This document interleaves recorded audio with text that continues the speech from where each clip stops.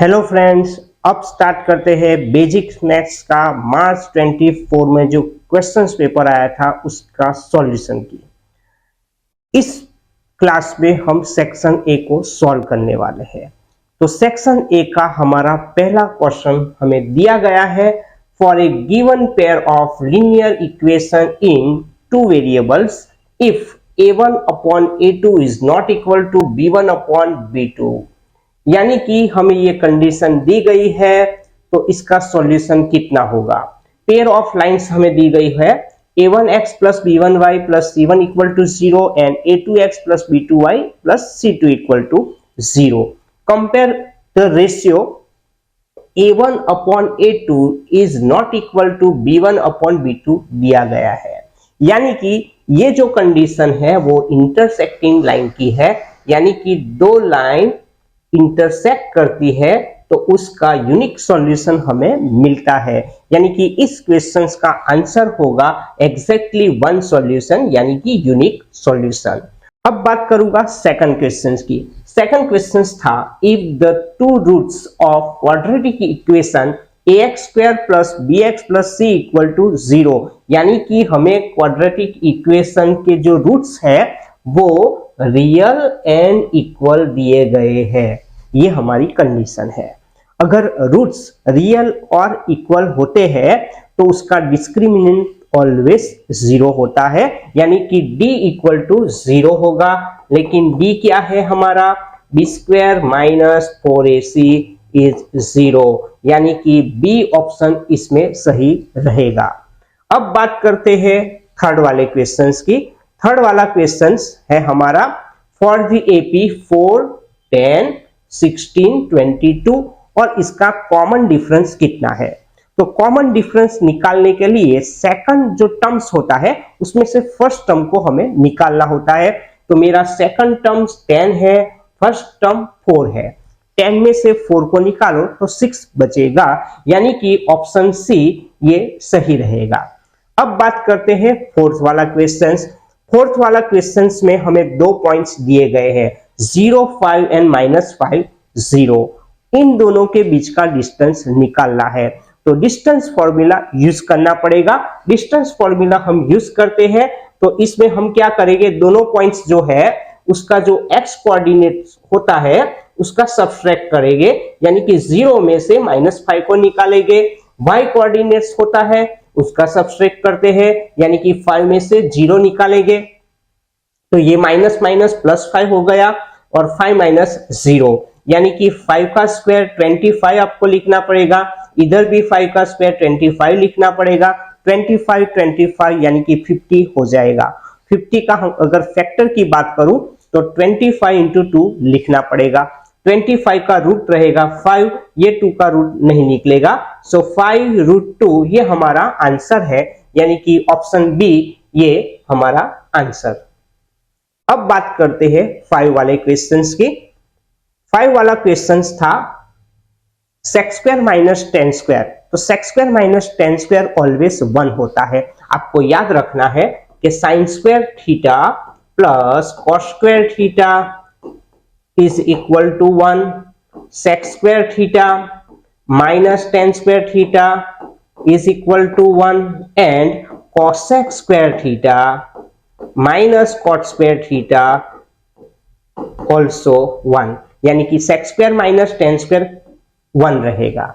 अब बात करूंगा 6 वाला क्वेश्चन। 6 वाला क्वेश्चन था हमें मीन दिया गया है और मोड दिया गया है। मीन और मोड दोनों की वैल्यू 25 दी है और मीडियन निकालना है, यानी कि m की वैल्यू फाइंड करनी है।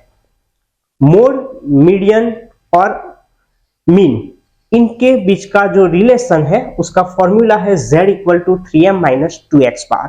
तो मोड की बात करूं तो 25 दिया गया है, मीन की बात करें तो 25 दिया गया है।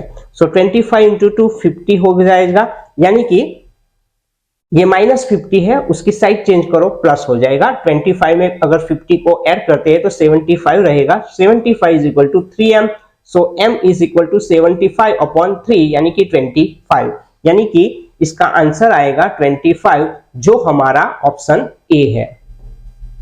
अब बात करते हैं 7 वाला क्वेश्चन। 7 वाला क्वेश्चन में पूछा गया है 3 + 2√5 इज ए या एन नंबर, यानी कि वो रैशनल नंबर है, इरेशनल नंबर है या नेगेटिव इंटीजर है। तो 3 + 2√5 यानी कि ये रैशनल नंबर है, ये इरेशनल नंबर है, और दोनों का सम अगर करते हैं तो ऑलवेज इरेशनल नंबर मिलता है। 8 वाला क्वेश्चन है the sum of zeros of quadratic polynomial 4x² minus 3x minus 7 is, यानी कि हमें 4x² minus 3x minus 7 का जो जीरोस है उसका सम निकालना है। तो ये बहुत इजी क्वेश्चन है। हम क्या करेंगे, जो हमें पोलिनोमियल दिया गया है उसकी कंपेयर करते हैं ax² plus bx plus c के साथ। सो मेरी a की वैल्यू रहेगी 4, b की वैल्यू रहेगी -3 और c की वैल्यू रहेगी -7। हमें क्या निकालना है, सम ऑफ दी जीरोस। तो सम ऑफ दी जीरोस का जो फॉर्मूला है वो है -b/a। उसमें आपको b और a की वैल्यू रखनी होगी। सो b की वैल्यू है मेरी -3, a की वैल्यू है मेरी 4, यानी कि माइनस माइनस प्लस 3/4 हमें आंसर मिलता है, यानी कि 3/4 ऑप्शन हमारा रहता है। अब बात करते हैं 9 वाले क्वेश्चंस की। 9 वाला क्वेश्चंस कुछ इस तरह से है, when a coin is tossed 3 times, यानी कि कुछ किसी कॉइन को अगर 3 टाइम्स आप उछालोगे तो उसके total number of possible outcomes कितने होंगे। तो ये बहुत इजी क्वेश्चंस था। अगर कॉइन को एक बार उछाला जाए तो H और T मिलता है, यानी कि 3 हमें 3 टाइम्स उसको उछालना होगा। सो पॉसिबल आउटकम्स की बात करूं तो ये 2, 2 और 2, यानी कि 2 2 जा 4, 4 2 जा 8, यानी, और आप दूसरी मेथड भी यूज करते हो सकते हैं। Total number of possible outcome is 2n, यानी कि 3 बार हमें उछालना है।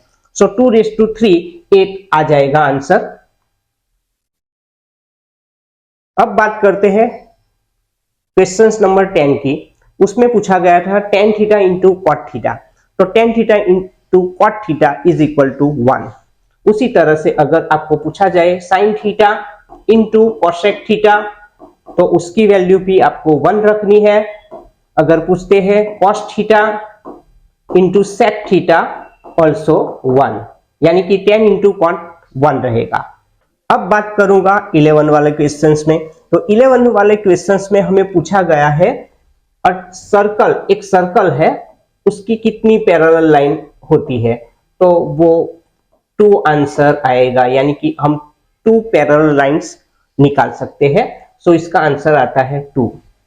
12 वाला क्वेश्चन था -2, -3, 0, 1, 3, 2, 7, ये ऑब्जर्वेशन हमें दिया गया है और उसका हमें मीडियन निकालना है। तो इसे हम असेंडिंग ऑर्डर में लिखते हैं, यानी कि छोटे से बड़े वाले क्रम में हमें लिखना है।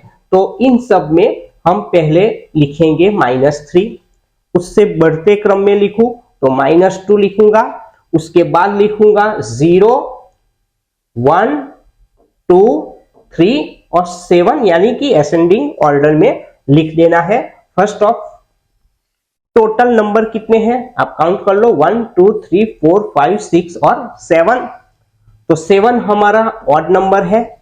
सो मीडियन निकालने के लिए फॉर्मूला यूज करो, n+1 डिवाइडेड बाई 2 ऑब्जर्वेशन, यानी कि n की जगह पे 7 रख दो तो 7 + 8, 8/2, यानी कि फोर्थ वाला ऑब्जर्वेशन। तो 1, 2, 3 फोर्थ वाला ऑब्जर्वेशन हमारा 1 है। सो इस क्वेश्चन का आंसर रहेगा मीडियन 1।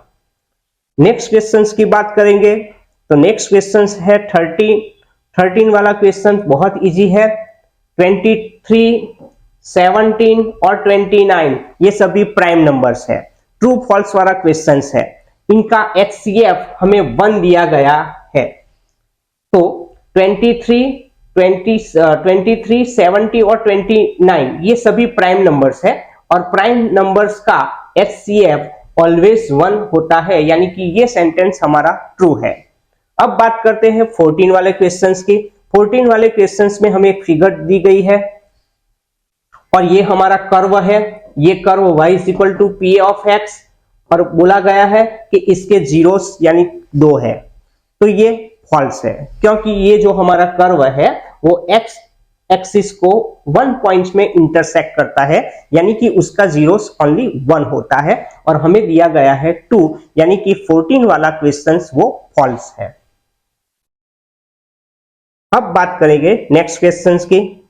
15 वाला क्वेश्चन है, ये भी ट्रू फॉल्स वाला क्वेश्चन है। If the pair of linear equation in 2 variables are 2x plus 3y is equal to 12 and 3x plus 2y is equal to 18, then x plus y is equal to 5। तो पहले क्या करेंगे, हम दोनों line को का सम निकालेंगे। फर्स्ट लाइन है 2x plus 3y is equal to 12, second line है मेरी 3x plus 2y is equal to 18।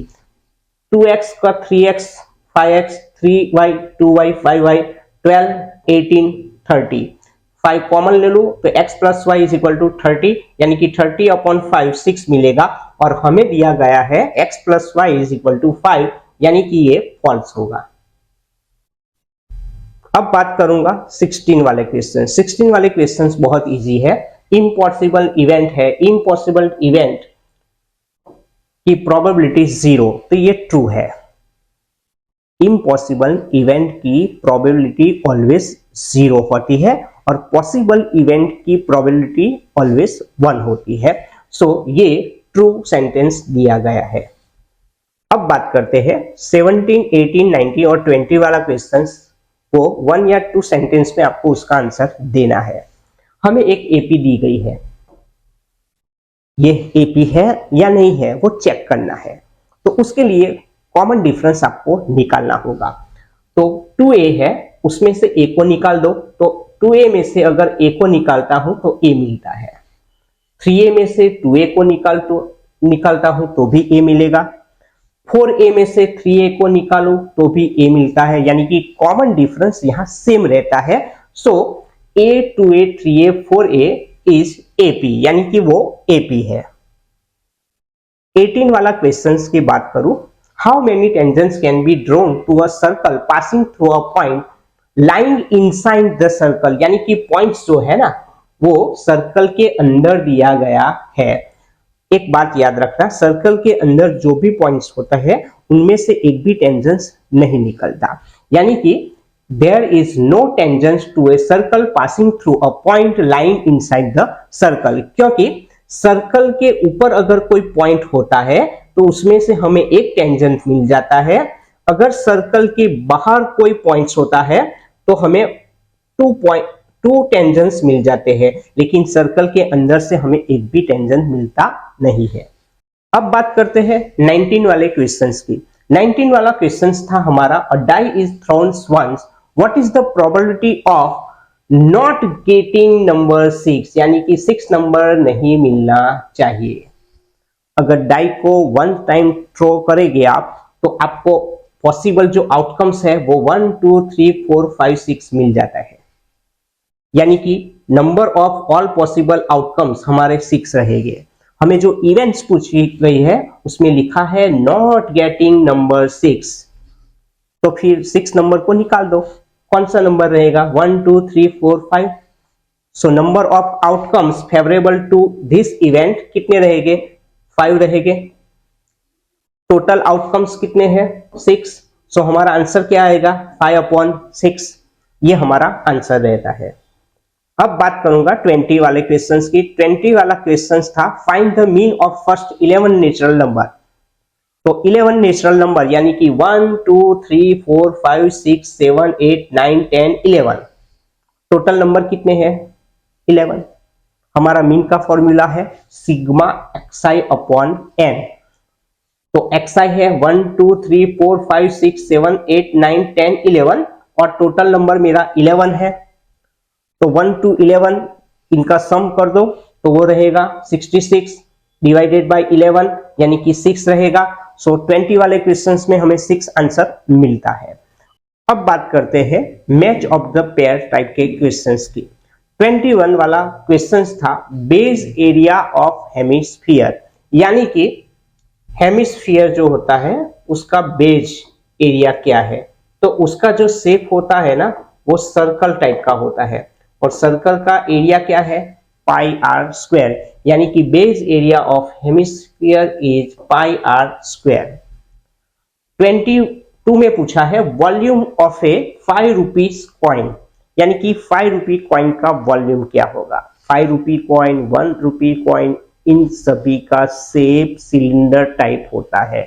So volume of cylinder is pi r square h, यानी कि 22 में हमारा आंसर रहेगा C, pi r square h. अब बात करूंगा 23 वाला क्वेश्चन की। 23 वाला क्वेश्चन था length of an arc of A sector of angle theta, यानी कि लेंथ ऑफ आर्क तो वो रहेगा पाई आर थीटा अपॉन 180। 24 वाला क्वेश्चन पूछा गया था सर्कमफेरेंस ऑफ ए सर्कल। तो याद रखना circumference of a circle is equal to 2 pi r. अगर पाई को कॉमन लेते हैं तो ब्रैकेट में हमें 2r लिखना पड़ेगा और रेडियस का डबल करने से डायमीटर मिलता है, यानी कि आंसर रहेगा पाई डी। यानी कि अगर आपको ऑप्शन में 2 पाई आर नहीं देते तो आपको पाई डी को ढूंढना होगा। सो हमारा आंसर है circumference of a circle is equal to a pi d, यानी कि ये हमारा पूरा सेक्शन ए का सॉल्यूशन हो गया। अगर आपको ये वीडियो पसंद आया है तो इसे लाइक कीजिए। इस वीडियो को आपके दोस्तों के साथ, आपके रिलेटिव के साथ शेयर कीजिए और हमारी चैनल को सब्सक्राइब कीजिए।